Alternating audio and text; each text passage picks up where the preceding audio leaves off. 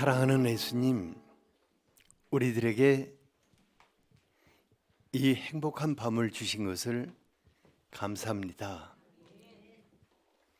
주님이 우리를 사랑하시고 이 밤에 우리를 만나 주실 것을 기대하며 한없는 감사를 드립니다. 찬양을 기뻐하시고 찬양 속에 같이 하시는 주님, 지금 이곳을 주님의 영으로 충만하게 하시옵소서. 아무도 성령 하나님이 없이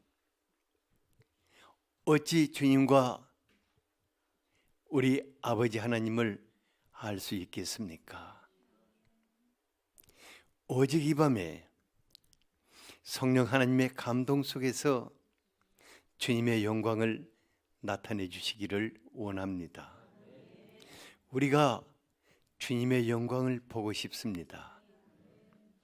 지금도 우리 속에 계시는 주님을 보고 싶습니다. 지금도 복음서에서 행하셨던 그 주님께서 우리 가운데 성령으로 행하시는 것을 보고 싶습니다.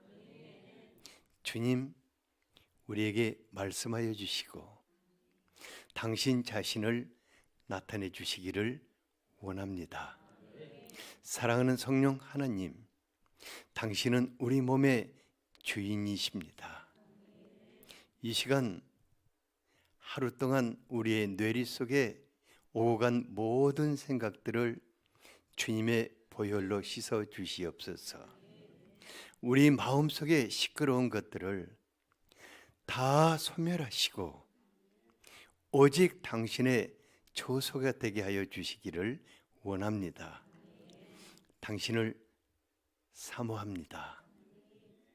예수 그리스도 이름으로 기도하였습니다. 아멘. 누가복음 19장 28절에서 36절까지 같이 한번 읽어보죠. 시작. 예수께서 이 말씀을 하시고 예루살렘을 향하여 앞서서 가시더라. 감람원이라 불리는 산 쪽에 있는 벳바게와 베다니에 가까이 가셨을 때 제자 중 둘을 보내시며 이르시되 너희는 맞은편 마을로 가라. 그리로 들어가면 아직 아무도 타보지 않은 나귀 새끼가 매어 있는 것을 보리니 풀어 끌고 오라. 만일 누가 너희에게 어찌하여 푸느냐 묻거든 말하기를 주가 쓰시겠다 하라 하시매 보내심을 받은 자들이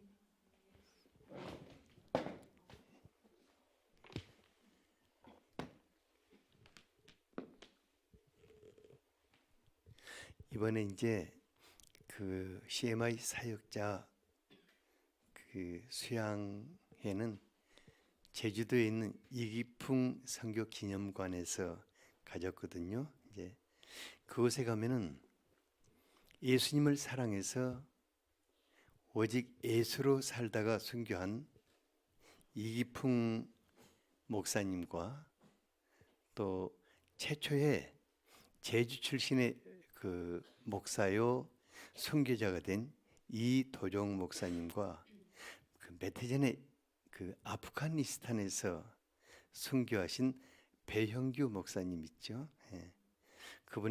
그분들의 선교비가 이렇게 나란히 세워져 있어요.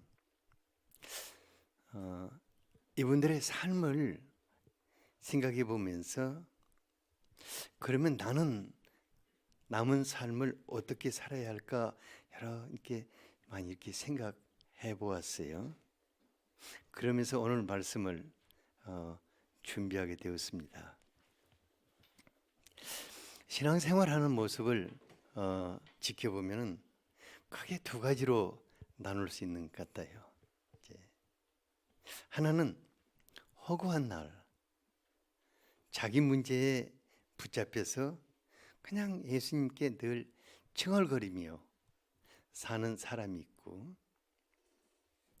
하지만 그 반대로 예수님을 사랑하기 때문에 자신이 힘들고 어려운 형편 속에 있지만은 자기를 뛰어넘어서 자기 자신과 자기에게 아주 소중한 것들을 주님께 드려서 열심히 쓰임 받고 있는 분들도 있습니다.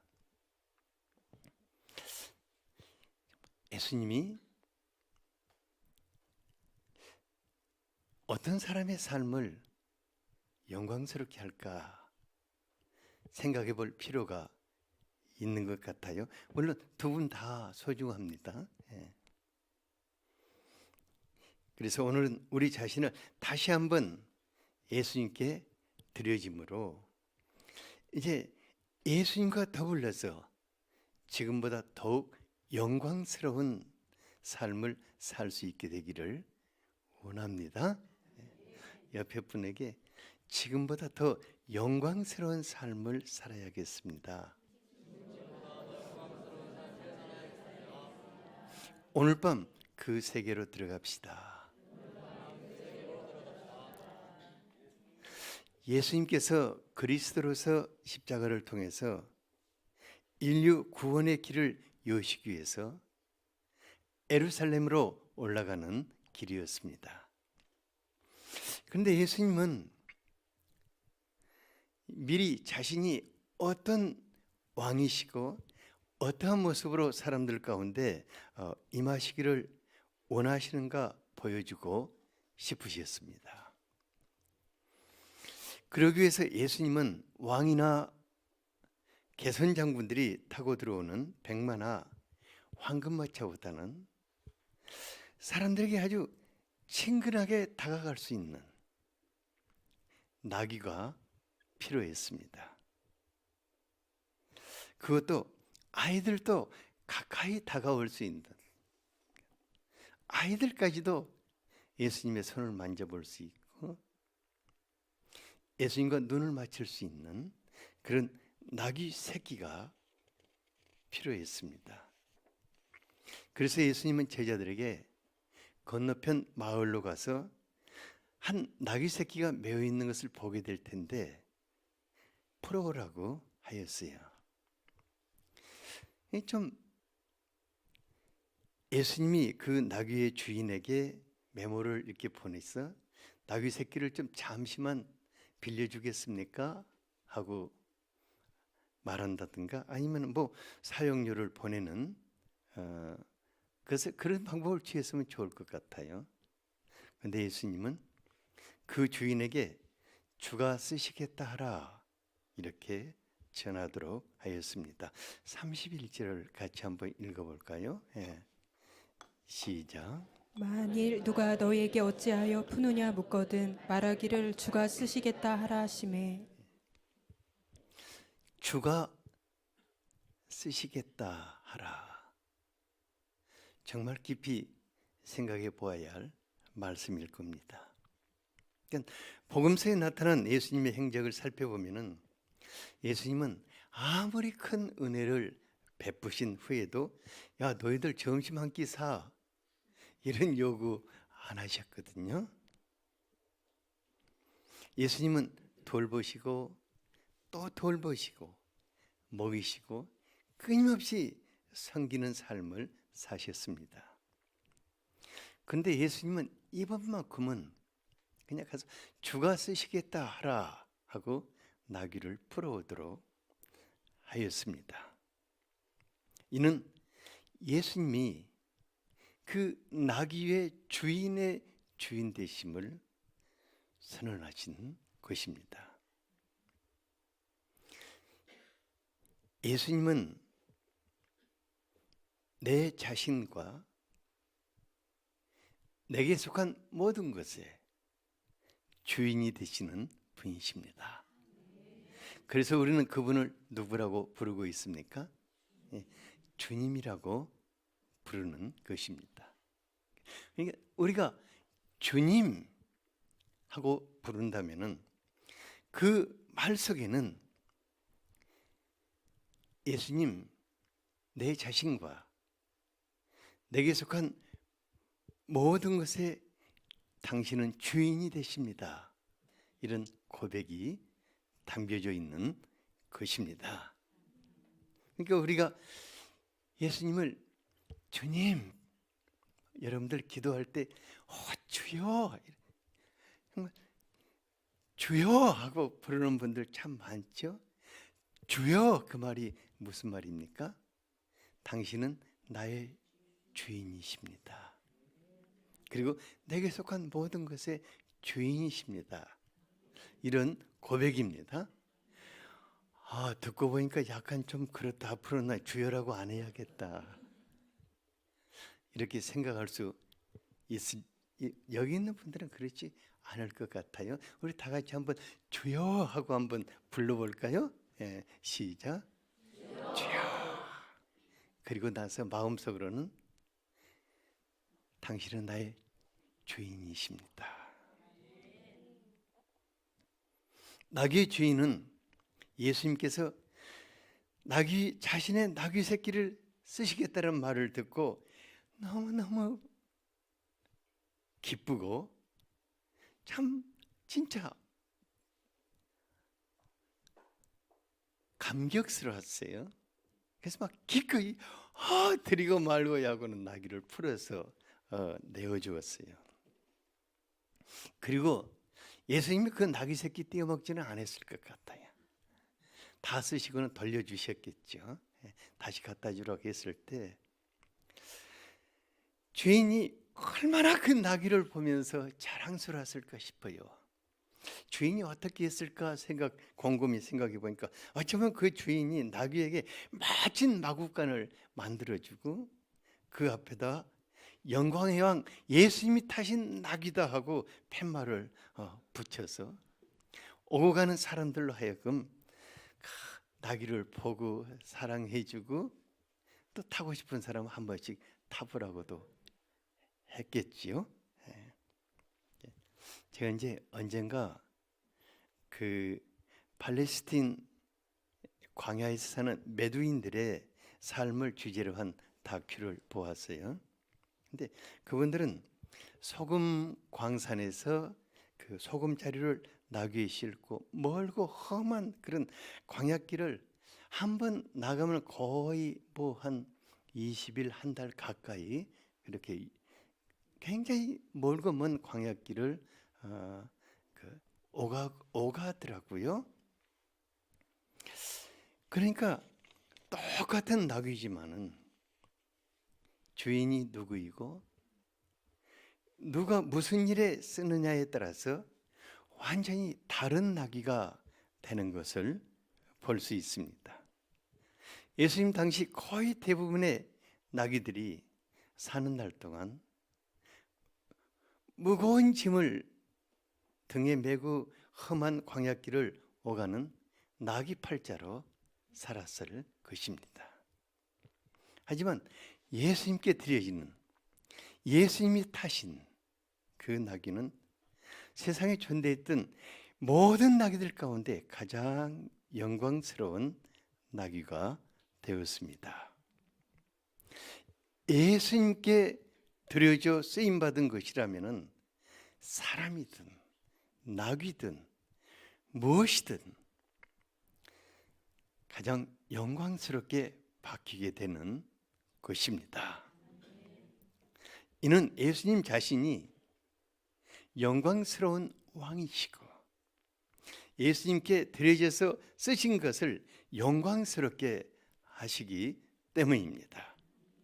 성경에 보면은 하나님께 드려진 모든 물건은 거룩하다고 하였습니다. 이와 같이 예수님께 드려져서 쓰임받은 모든 것은 영광스럽게 변하게 되는 것입니다. 누가복음 7장 37절 38절에 매우 감격적인 한 사건이 소개됩니다.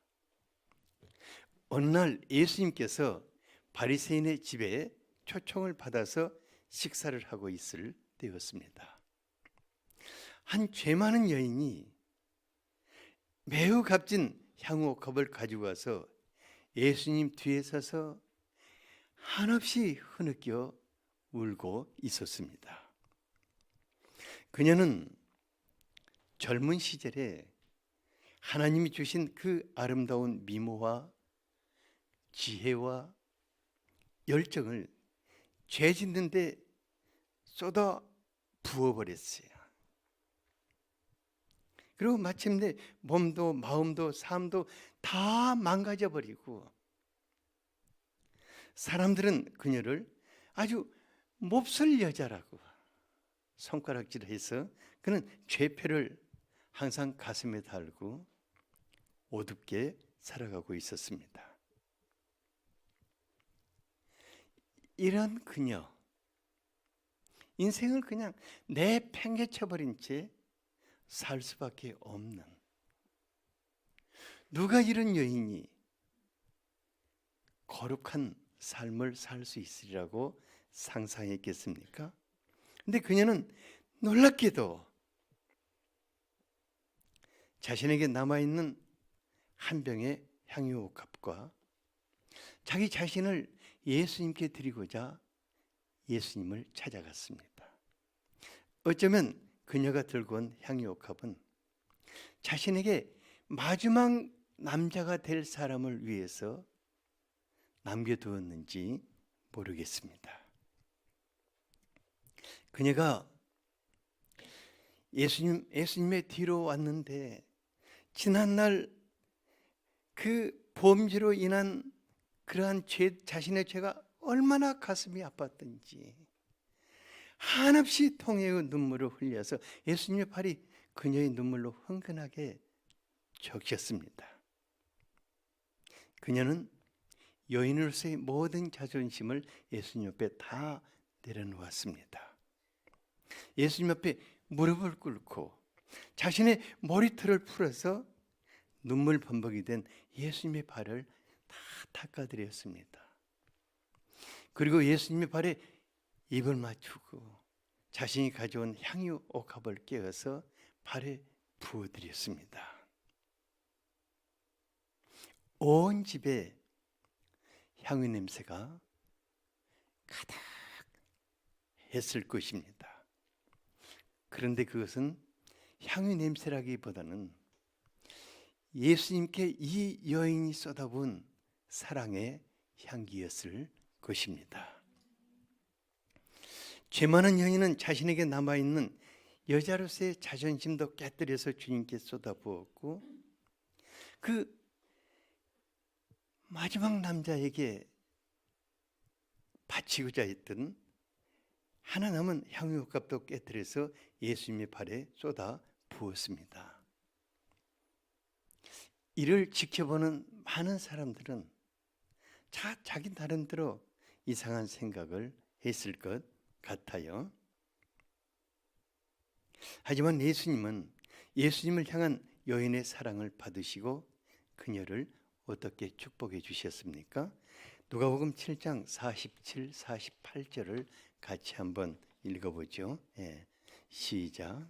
이러므로 내가 내게 말하노니 그의 많은 죄가 사하여졌도다. 이는 그의 사랑함이 많음이라. 사함을 받은 일이 적은 자는 적게 사랑하느니라. 이에 여자에게 이르시되 내 죄사함을 받았느니라 하시니. 예수님은 그 죄 많은 한 여인이 예수님께 쏟은 눈물과 향유와 그녀 자신을 다 받아주셨어요. 그리고 그녀의 많은 죄를 사해 주셨습니다. 그리고 그녀를 다시 축복해 주셨어요. 50절에 보니까 내 믿음이 너를 구원하였으니 평안히 가라. 예수님은 여인을 죄의 사슬에서 끊어서 자유롭게 해 주셨습니다. 죄로 병든 마음, 심판의 두려움으로 시달리며 사람들의 정죄로부터 피할 수 없는 그 눈길을 피할 수 없는 그 여인을 거기에서 건져내셨습니다. 그리고 그 여인에게 주님의 평안을 선물해 주셨습니다. 예수님은 병들고 못쓰게 된 여인의 인생을 구원하여 진정 아름답게 회복시키고자 하신 것입니다. 많은 분들이 이 여인을 몸을 팔다가 일곱 귀신에 붙잡힌 막달라 마리아라고 말하기도 합니다. 만일 그 여인이 막달라 마리아였다면 그녀는 지금까지 몹쓸 죄를 지으며 다 망가져 버렸지만은 자신을 예수님께 드릴 때 진정 거룩하고 영광스러운 삶을 살게 된 여인일 것입니다. 왜냐하면 막달라 마리아는 예수님께 구원함을 받은 이후로 예수님께 자신의 모든 것을 드려서 예수님을 사랑하고 섬긴 가장 아름답고 영광스러운 삶을 산 여인이기 때문입니다. 그래서 예수님은 마태복음 20장 16절에서 나중된 자가 먼저 되고 먼저 된 자가 나중될 것이라고 말씀하신 것입니다. 그녀를 받으신 예수님, 우리를 받기 원하십니다. 고린도전서 6장 19, 20절을 같이 한번 읽어볼까요? 시작. 너희 몸은 너희가 하나님께로부터 받은 바 너희 가운데 계신 성령의 전인 줄을 알지 못하느냐. 너희는 너희 자신의 것이 아니라 값으로 산 것이 되었으니 그런즉 너희 몸으로 하나님께 영광을 돌리라. 우리의 소유주가 누구라고 그랬습니까? 하나님이시다. 지난 주일 말씀 속에서도 하나님이 주인이시니까 우리는 우리의 인생 렌트에서 쓰고 있는 자들일 것입니다. 그리고 우리의 몸과 마음은 성령의 전이라고 하였습니다. 그러니까 우리의 몸과 마음의 주인이 누구이십니까? 성령 하나님이십니다. 그러므로 우리 자신을 주님께 드려서 하나님의 영광을 위해 산다면 얼마나 그 인생이 아름답고 그 인생이 영광스럽겠습니까? 하지만 많은 분들이 그렇게 살지 않은 것 같아요.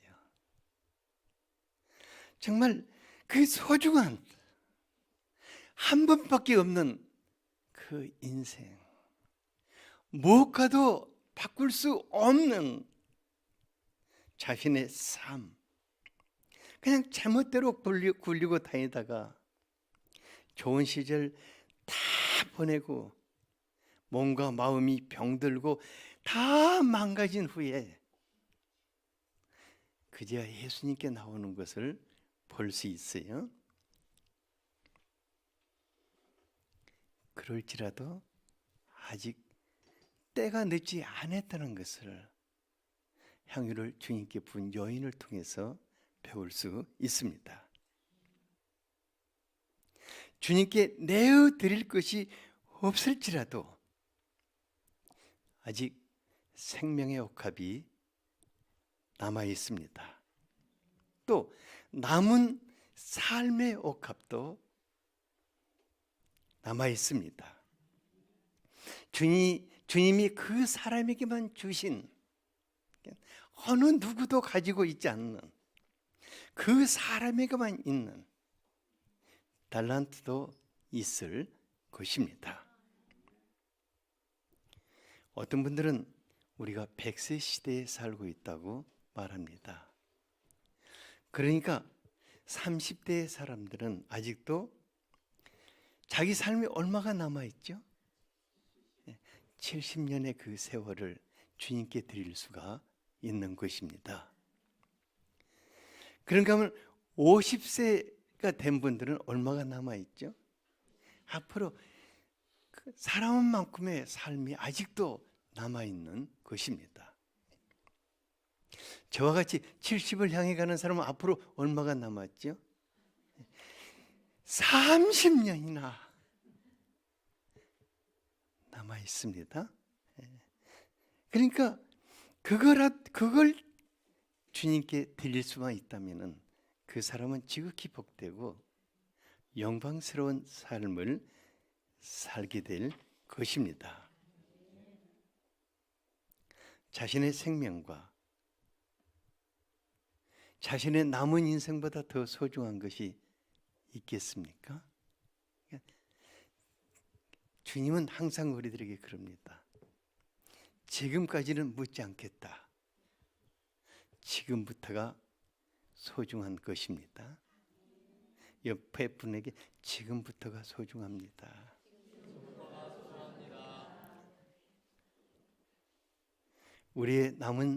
우리의 생명, 우리의 남은 삶을 누구에게 깨뜨려서 부어야 할 것인가? 아직도 멋대로 살고 싶은가? 더 망가뜨리고 싶은가? 아예 폐차 처분한 후에 오고 싶은가? 자기 인생을 또 자신의 소중한 것을 누구에게 쏟아붓느냐에 따라서 남은 삶이 완전히 달라질 것입니다. 제가 오늘 말씀을 준비하면서 예수님께 쓰임받은 나귀 새끼를 생각하며 남은 생애 동안 정말 내가 어떻게 살아야 할 것인가 이런저런 생각을 하면서 참 눈물을 많이 쏟게 됐어요. 그리고 주님께 하나 고백했어요. 주님, 제가 나귀 새끼는 아니지만은 주님께 쓰임받는 그런 나귀가 되고 싶습니다. 마태복음 21장 5절에 보니까 주님이 나귀를 타신 이유가 나타나 있어요. 같이 한번 읽어볼까요? 시작. 시온 딸에게 이르시를 내 왕이 내게 임하나니 그는 겸손하여 나귀 곧 멍에 매는 짐승의 새끼를 탔도다 하라 하였느니라. 왜 주님이 나귀 새끼를 타셨을까? 만약에 예수님이 황금마차를 타시거나 리무진을 타셨다면 어떻게 시온의 딸들에게 다가갈 수도 없고 그들은 놀래서 다 도망하고 말았을 것 같아요. 그러니까 예수님 좀 우스꽝스럽지만은 나귀 새끼 타고 겸손하게 다가가셨기 때문에 그들은 예수님을 자신의 주님이요 왕으로 해서 부담 없이 모셔드리고 주님과 친근하게 살 수 있게 되었을 것입니다.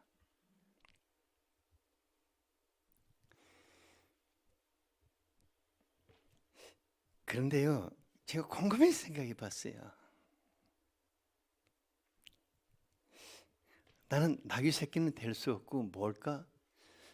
나는 늙은 나귀다 하는 생각이 늙은 나귀에 속할 것 같아요. 나귀가 이제 새끼 나귀, 젊은 나귀, 늙은 나귀 한다면 저는 늙은 나귀에 속할 것 같은데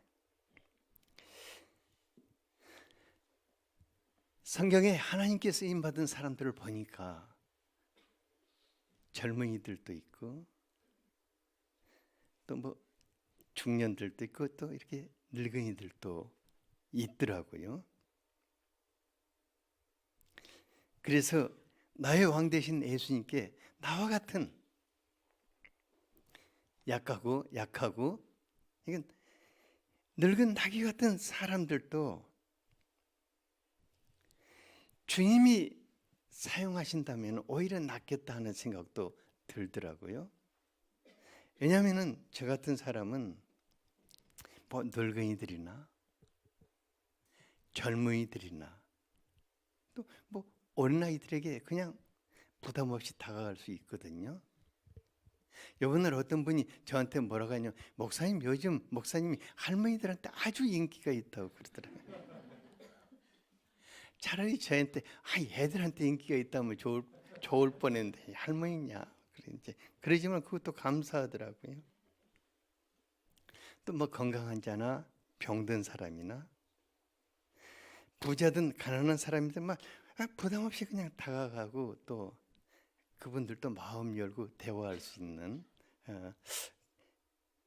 그럴 수 있지 않을까 하는 생각이 들더라고요. 왜냐하면 저보고 도망가는 사람은 별로 못 봤으니까.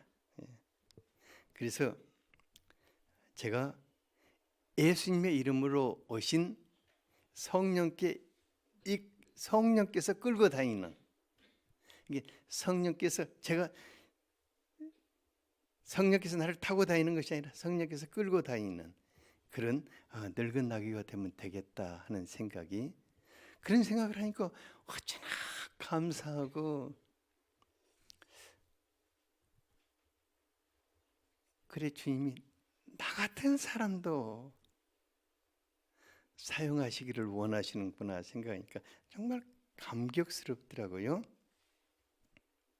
근데 진정 감사한 것은 제가 힘있고 팔팔했던 젊은 날에는 주님을 내 등에 태우고 주님의 영광을 나타내고자 몸부림을 쳤지요. 그러니까 어찌든지 뭘 해서 내가 주님께 영광을 돌릴까 하고 참 진짜 몸부림을 치는 젊은 날을 이렇게 보냈거든요. 그래서 제가 한 번도 코피를 안 흘린 날이 없었어요. 그래서 한때는 제 이름이 유명해지기도 했어요. 근데 나이가 들고 또 힘도 없어지고 건강까지 약해지니까 예수님 참 신기한 일을 하셨어요. 성령으로 내 안에 들으셔서 저를 부축하고 끌고 다니시면서 이제는 주님 스스로가 자신의 영광을 나타내는 것을 보게 되었습니다. 이번에 제주도 수양회를 다녀와서 또 성령님이 저와 함께 계시고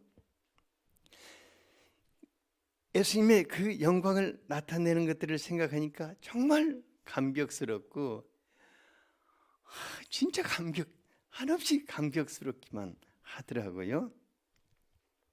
이제 두 번째 날 많은 젊은 그 두 번째 날 한라산 등반을 이제 등반을 한 것이 아니라 버스를 타고 거기까지 올라가서 조금 이제 걸어가려고 이제 했었는데 딱 그때 막 비가 쏟아져 가지고 다 포기하고 내려와 버렸거든요. 근데 젊은 그 목회자들은 그 비를 맞고 구름을 뚫고 다시 도전을 해가지고 한라산을 올라가더라고요. 야, 근데 저는 무릎이 아파가지고 다른 분들하고 또 특히 사모님들하고 같이 해변길을 걸었거든요.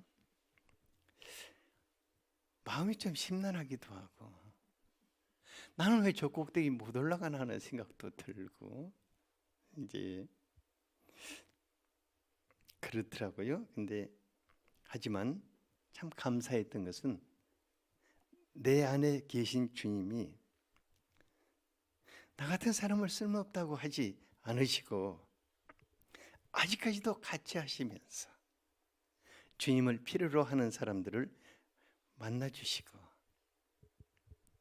또 그분들을 돕게 하시고 또 그분들을 치유하게 하시고 또 회복시키며 주님의 영광을 주님 스스로가 나타내시는 것을 한없이 감사를 드립니다. 또 이제 사람들이 저를 만나면 목사님 은퇴는 언제쯤 하시죠? 이런 말 자주 물어보고 해피론 이번에는 또 은퇴하신 목사님들하고 같은 방을 써가지고 해피론이 내가 노털더라고 이렇게. 실은 나도 나이가 많이 먹었는데 그래서 마음 한쪽 구석에 여러 가지 상념이 오가더라고요.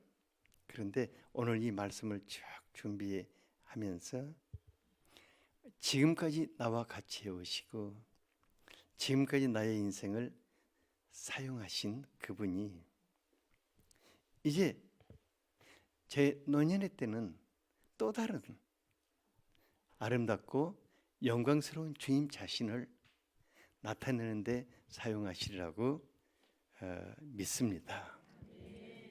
그래서 제가 오늘 아침에 이후에 올라가 주님께 경배를 드렸어요. 주님은 제가 연약하여서 무너질 때마다 다시 부축에 일으켜 세우시었고, 끌고 다니시면서 주님 자신의 영광을 나타내기를 기뻐하셨습니다. 그래서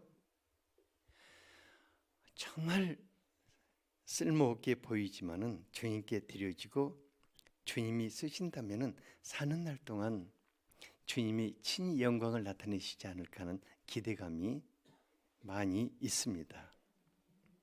우리가 지금 어떤 모습으로 어떤 형편 가운데 있든 중요한 것은